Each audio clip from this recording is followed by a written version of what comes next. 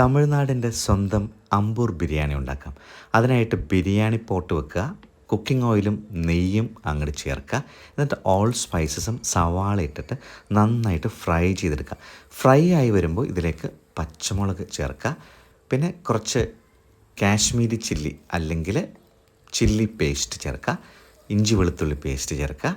പിന്നെ മല്ലിയിലയും പുതിനയിലയും ചേർത്ത് നന്നായിട്ട് വഴറ്റിയതിന് ശേഷം ഇതിലേക്ക് 2 തക്കാളി ചെറിയ പീസായിട്ട് മുറിച്ചതിടുക. നന്നായിട്ട് അങ്ങോട്ട് വഴറ്റുക. കുറച്ച് മഞ്ഞൾപ്പൊടിയും കുറച്ച് ഗരം മസാല അല്ലെങ്കിൽ ബിരിയാണി മസാല ചേർക്കുക. നന്നായിട്ട് വഴറ്റിയതിന് ശേഷം ആവശ്യത്തിന് ഉപ്പെടുത്ത് അങ്ങ് വാരി വിതറാൻ, എന്നിട്ട് കച്ച കച്ച കച്ചാന്നും പറഞ്ഞിട്ട് വഴറ്റുക. പിന്നെ ചിക്കൻ ചേർക്കുക, ഒന്നുകൂടി വഴറ്റുക.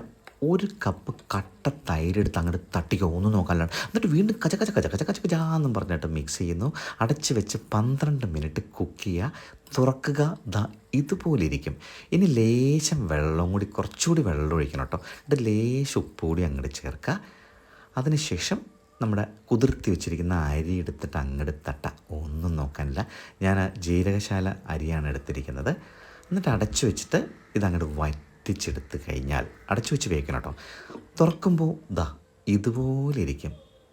എന്നിട്ടൊരു 3-4 മിനിറ്റ് കൂടി ദമ്മിട്ട് കഴിഞ്ഞാൽ സംഗതി റെഡിയാണ്. ഒരു രക്ഷയില്ലാത്ത ഐറ്റം ഉണ്ടാകും. മസ്റ്റ് ട്രൈ എന്ന് പറഞ്ഞാൽ പോരാ, മസ്റ്റ് ട്രൈ.